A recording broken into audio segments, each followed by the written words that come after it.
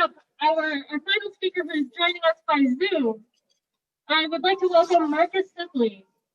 South Jersey is threatened by two dirty energy projects right now, in addition to the Gibson Frass Gas Export Terminal in Camden. A trash incinerator that has been operating for decades already is now at the center of a plan to expand its life, keep the biggest polluter in Camden County going.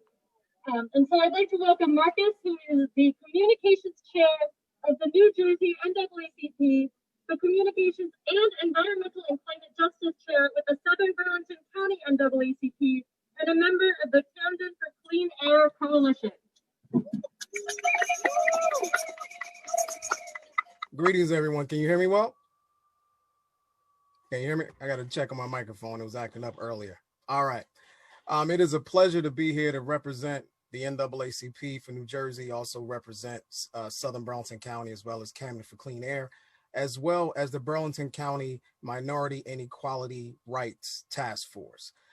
We're here to talk about so many important things, and I'm just going to touch on one very important issue happening down in Camden. This is about the Covanta trash incinerator. 29 years ago, Camden County decided that Camden City would be a great place for everyone to dump their trash. So in 2013, Covanta purchased this trash incinerator. So now for 29 years, residents of Camden have had to deal with a whole host of health impairments, many complications that could be leading to death because of COVID-19. If you don't mind, I'm just going to read off a couple of the things that come out of this trash incinerator. And this information is made possible by the Camden for Clean Air Coalition. Lead. Covanta in Camden releases 260 pounds of lead into the Camden city air, accounting for almost 90% of all lead emissions in the county. Their lead emissions are second highest in the entire industry. We know what lead does. Let's go to mercury. Covanta emits 88% of the industrial countywide total in 2017. Lead and mercury are both toxic pollutants for which there is no safe level for exposure for children. Let's go to asthma. 81% of the industrial emissions of nitrogen oxides and 90% of the industrial sulfur dioxide pollution in Camden are both major contributors to Camden City's highest rates of hospital visits due to asthma attacks, 4 times the state average. Now let's go to cancer. 99% of the county's toxic cadmium emissions come from the Covanta trash incinerator. Cadmium is a harmful pollutant known to cause kidney problems and lung cancer. As with lead, there are the second highest cadmium polluter in the industry. So all those things are coming from the Covanta trash incinerator. It's been happening for 29 years. Now there's a proposal to attach a microgrid project. And for people who don't know what that is, the microgrid is kind of like a backup generator. So they're to keep the city afloat and powered during natural disasters. So the goal is to attach a microgrid to a trash incinerator when everything in New Jersey, we're trying to go green.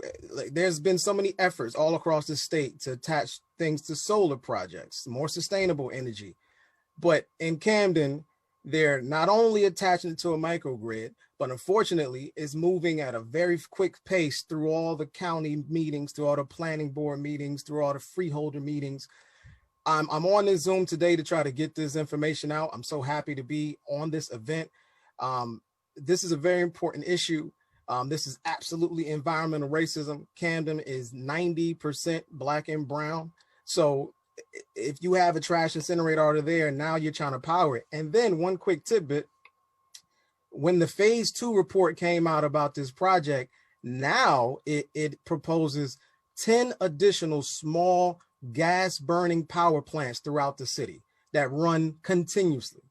So you have gas burning power plants attached to a microgrid, and then we're telling people we care about the people.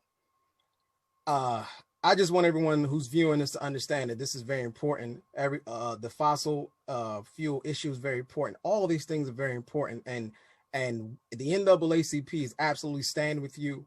The truth is, these factors traditionally impact Black and brown communities first and worst.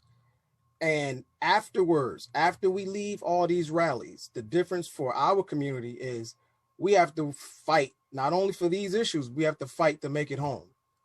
And then once we're home, we have to fight to stay alive, because now we're seeing that you can be killed on your way home and you can be killed in your home. There are many different issues. So we are standing with you on these issues, but we are imploring everyone to please stand with us with our issues. These issues impact us. We want to be on the front line. So I'm going to provide my information with food and water watch so that we can, I want to be informed so I can inform my community about everything that's affecting New Jersey. And I would like to share the same information that's impacting the Black and brown communities with you, because united, we will absolutely win. I am so grateful for everyone here.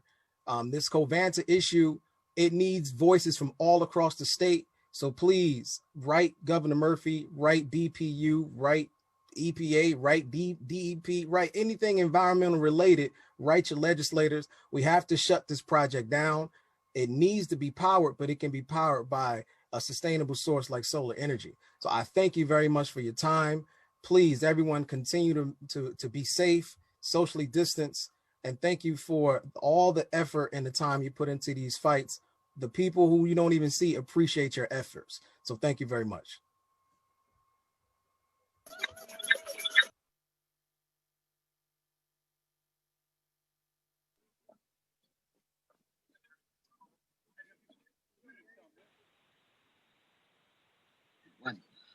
Okay, thank you, Marcus. That was great. And please endeavor to educate yourself on that project and help out however you can.